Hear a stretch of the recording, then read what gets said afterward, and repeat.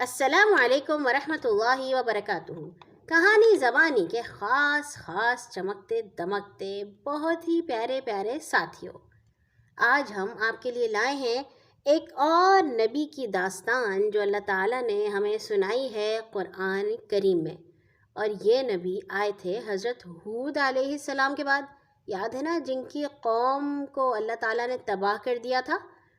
ان کا نام ہے حضرت صالح علیہ السلام، اور جس قوم کی طرف یہ بھیجے گئے تھے اس کا نام ہے سمود۔ عاد کے بعد سمود کی قوم بڑھی، اس نے بھی خوب ترقی کی، اونچے اونچے مکان، ہرے بھرے کھیت، کھجوروں کے باغ، مال اور دولت، سب کچھ ان کے پاس تھا۔ آہستہ آہستہ ان میں بھی برائیاں پیدا ہونے لگیں، ان کے دلوں سے اللہ کی یاد کم ہونے لگی۔ ان کے بڑے اور مالدار مغرور ہو گئے اور چھوٹوں اور غریبوں پر ظلم کرنے لگے۔ وہی سرمایہ داروں کے سے ڈھنگ، سب کچھ اپنے لیے، دوسروں کو چاہے دکھ ہو یا تکلیف، انہیں اپنے کام سے کام۔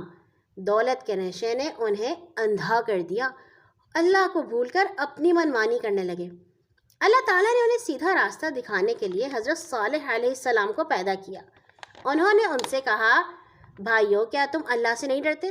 دیکھو، اس کے سوا کوئی تمہارا آقا نہیں، اسی کی بندگی کرو، اسی نے تمہیں پیدا کیا ہے، زمین پر بسایا ہے، تمہارے لیے طرح طرح کی چیزوں کو پیدا کیا تاکہ تم زندہ رہ سکو۔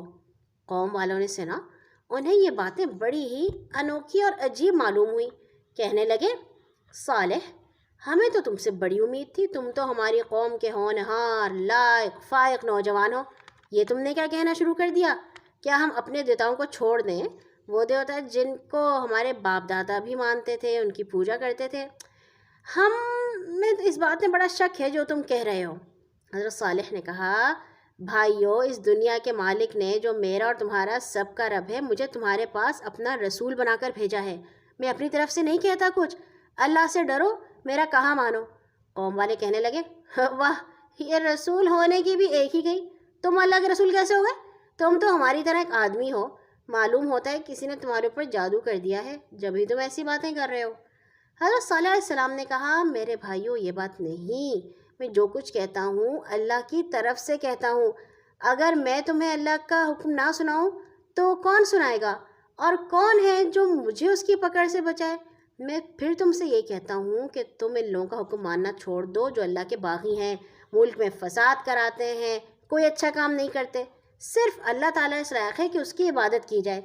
سمود کی قوم کے لوگوں نے سنا تو کہنے لگے، اچھا، ہم کیسے مان لیں کہ تم اللہ کے بھیجے ہوئے ہو؟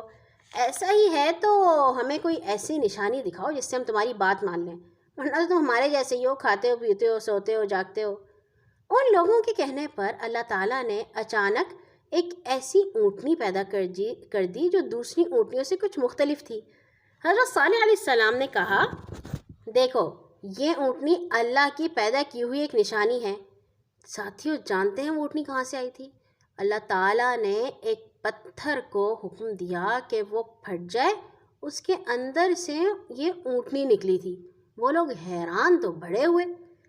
حضرت صالح علیہ السلام نے ان کو کہا کہ اس کو آزادی کے ساتھ چرنے دو، کوئی اسے نہ ستائے۔ اگر تم نے اسے دیکھ کر بھی بات نہ مانی اور اس اونٹنی کو ستانے لگے تو اس کا مطلب یہی ہوگا کہ تم کسی بھی طرح اللہ کی بات نہیں ماننا چاہتے، اور ایسا کرنے سے تم پر اللہ کا عذاب آ جائے گا جو تمہیں بالکل تباہ کر دے گا۔ یاد رکھو کہ جس دولت کے اوپر تم بڑے اکڑ رہے ہو وہ اسی اللہ نے دی ہے، اور عاد کے بعد اس زمین پر رہنے کو تمہیں گھر بھی دیے ہیں۔ تمہیں چاہیے تم اللہ کی دی ہوئی نعمتوں کا شکر ادا کرو، زمین پر فساد نہ مچاتے پھرو۔ حضرت صالح علیہ السلام کی باتیں سن کر کچھ غریب اور کمزور لوگ ان کے ساتھی ہو گئے تھے، مالدار اور بڑے لوگ ان کے دشمن تھے۔ انہوں نے کمزور لوگوں سے کہا، کیا تم سچ مچ صالح کو اللہ کا رسول مانتے ہو؟ کمزور بولے، ہاں، ہمیں تو پکا یقین ہے کہ صالح اللہ کے رسول ہیں۔ اس پر ان مالدار لوگوں نے کہا، دیکھو، تم لوگ جس کو سچا جانتے ہو، ہم اسے جھوٹا کہتے ہیں۔ یہ کہہ کر انہوں نے سب سے پہلے اس اونٹنی کی خبر لی جو اللہ نے اپنی نشانی کے طور پر پیدا کی تھی۔ ہوا یہ تھا کہ ان لوگوں نے کہا تھا کہ ایک دن یہ اونٹنی پانی پیے گی اور ایک دن ان کے جانور پانی پئیں گے۔ ایک دن یہ اونٹنی گھاس کھائے گی اور اگلے دن ان کے جانور گھاس چریں گے، مگر جب وہ اونٹنی پانی پیتی تھی یا گھاس کھاتی تھی تو وہ پانی اور گھاس ختم ہو جاتی تھی۔ وہ لوگ بڑے پریشان ہوئے۔ ان میں سے ایک آدمی نے اس کی ٹانگیں ہی کاٹ دیں۔ جب اس کی ٹانگیں کاٹ دی تو اونٹنی بیچاری مر گئی۔ اب وہ اکڑ کر حضرت صالح سے کہنے لگے، تم ایسے ہی اللہ کے رسول ہو تو عذاب کو بلا لو جس سے ہمیں ڈرایا کرتے تھے، دیکھ لو ہم نے تو اونٹنی کو مار دیا۔ حضرت صالح نے کہا، اچھی بات ہے، 3 دن اور اپنے گھروں میں مزہ کر لو، یہ ایسا وعدہ ہے جو جھوٹا نہیں ہوگا، اللہ تعالیٰ کا وعدہ ہے۔ دیکھا آپ نے، سمود کی قوم اتنی بگڑ چکی تھی اور کوئی امید نہیں تھی کہ وہ سیدھے راستے پر آ جائیں۔ اللہ نے یہ فیصلہ کر لیا کہ ان کو ختم کر دیا جائے اور اپنی مہربانی سے ان لوگوں کو بچا لیا جائے جو اللہ کی بات مانتے تھے۔ اونٹنی کے مار ڈالنے کے تیسرے دن جب وہ لوگ رات کو اپنے اپنے گھروں میں سو رہے تھے، ایک بڑے زور کا زلزلہ آیا۔ لوگوں کو بڑی سخت آوازیں سنائی دیں اور صبح کو جب دیکھا گیا تو سب اپنے گھروں میں اوندھے پڑے تھے۔ اللہ کی بات نہ ماننے والے سب کے سب مر چکے تھے۔ ایسا لگتا تھا جیسے کبھی اس بستی میں کوئی رہتا ہی نہ تھا۔ اب سمود کی بستی بستی نہیں تھی، اینٹوں کا ڈھیر اور کھنڈر تھا۔ ایسا بھلا کیوں ہوا؟ اس لیے کہ جب دل سے اللہ کا ڈر نکل جائے تو پھر بھلائی کے راستے پر چلنا انسان کے لیے بڑا مشکل ہو جاتا ہے، اور جب اللہ تعالیٰ مہلت ختم کر دیتے ہیں تو پھر ان کا جو غصہ ہوتا ہے اس سے کوئی بھی نہیں بچ سکتا۔ اللہ تعالیٰ ہمیشہ ہمیں اپنے سیدھے راستے پر رکھے اور ہمارے دلوں میں اپنی محبت قائم رکھیں، آمین۔ کل آئیں گے انشاءاللہ ایک اور نئی کہانی کے ساتھ۔ اللہ حافظ۔